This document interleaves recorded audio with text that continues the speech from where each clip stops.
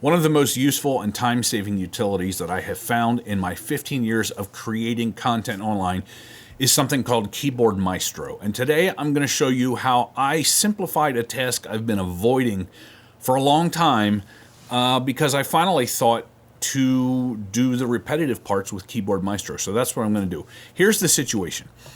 I have several large Final Cut Pro libraries. I've produced over 300 free lessons. And so over the past 15 years, whenever I started using Final Cut, I started backing up those events. I would do one event per free lesson project, and I'd back them up into the same library. Because I didn't know any better, I just thought that's what you're supposed to do.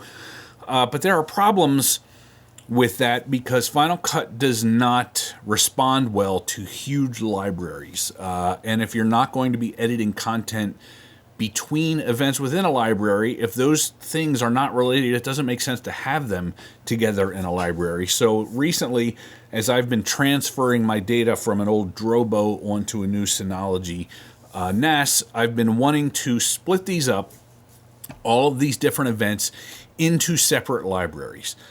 So I'm going to show you what I would have to do manually for each one of these, and then I'm going to show you how I wrote a macro in Keyboard Maestro to do it almost completely automatically. So I'm at number 113 here. So what I would do is I would go to this event, and I would right-click and say Copy Event to Library, New Library. Then over here I would have to type the name of the library that I want to put it in. Click Save.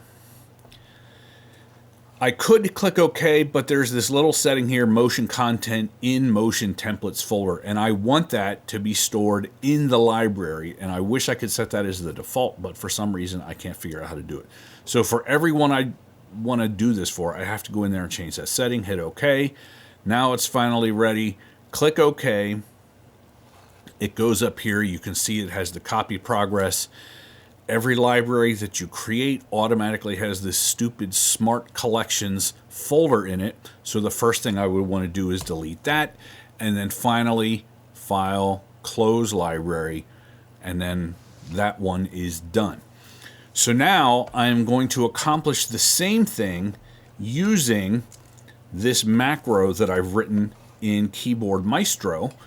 And I'm going to show you how much faster it is, and then I'll take you through the macro and show you what it's doing. So now I'm going to go down to 114, and it's important to have your macro panel, which is how I launch most of my macros, right next to this list of events, because if you scroll down here, like if I would have this macro panel down here, as soon as I select my event and then come down here, Final Cut automatically deselects it, and so at that point, it doesn't have the menu items that I need available. So I need that to stay selected, so I just put it right over here in the event browser.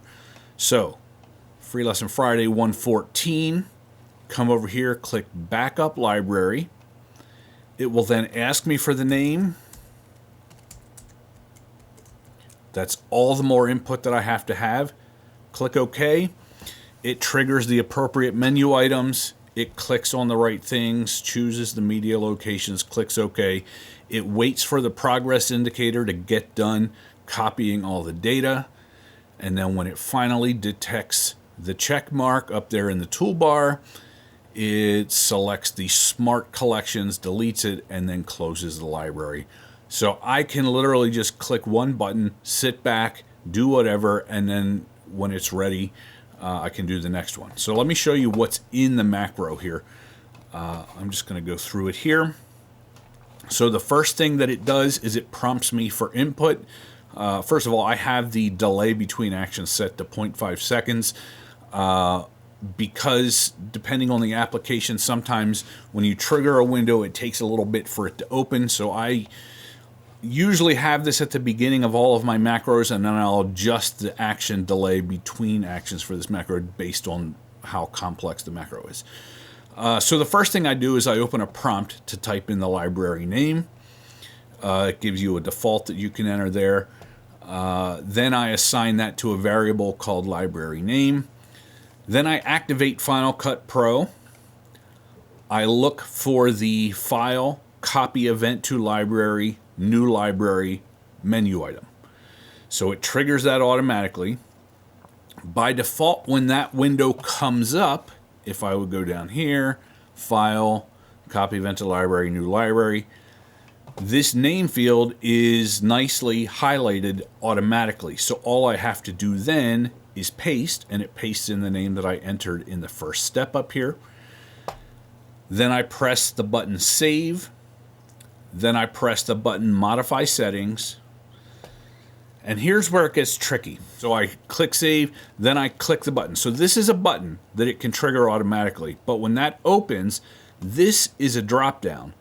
And so I have to do a click at the center of Found Image thing. And so I have taken a screenshot of the In Motion Templates folder. And then when that opens, I click just 10 pixels down from the center of what appears right here. So this little thing right here is what will appear, and I want it to click like 10 pixels down from that, so it will click in Library. And if anybody stumbles on this who knows how to do a better method for selecting something in a drop-down select in Keyboard Maestro, please let me know in the comments. And then when that's done, I want to click this OK button. Then I want to click the OK button here. And here's where it gets tricky, because I have such a long list of things in some of my libraries that the what's this? What am I looking for here? I'm looking for the Smart Collections thing that's in the new library. See, it creates the new library at the top of my list here. But if I started down here, that's not in view. So the next thing that I do is I move my cursor to just inside the top left-hand corner of the window, and I scroll to ensure that it will scroll this list to the top. Then I pause and I wait until this image is found right here. When it's copying, this check mark will be some progress circle. And so the whole macro just sits there and waits until that's visible. Then it clicks in the middle of this image, which is the Smart Collections, which is created at, in every library that I talked about.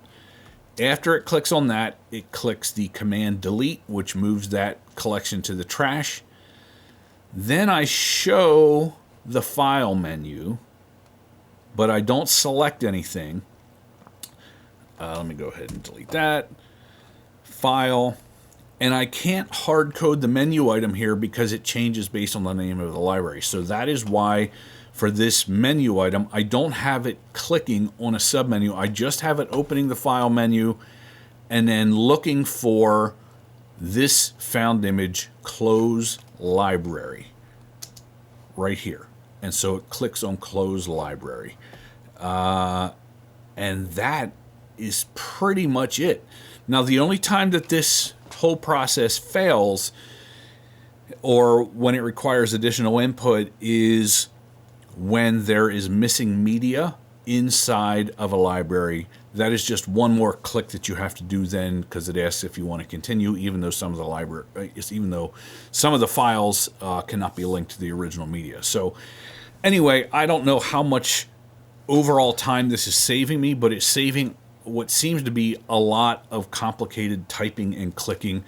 And so this is one of the many reasons why they could basically charge whatever they want for Keyboard Maestro, and I would still pay it. The number of times it has saved me during a long, boring task like this is too many to count. So anyway, that's just a day in the life of a content creator who has to organize and back up lots and lots of data. Keyboard Maestro is your friend. Till next time, thanks for watching.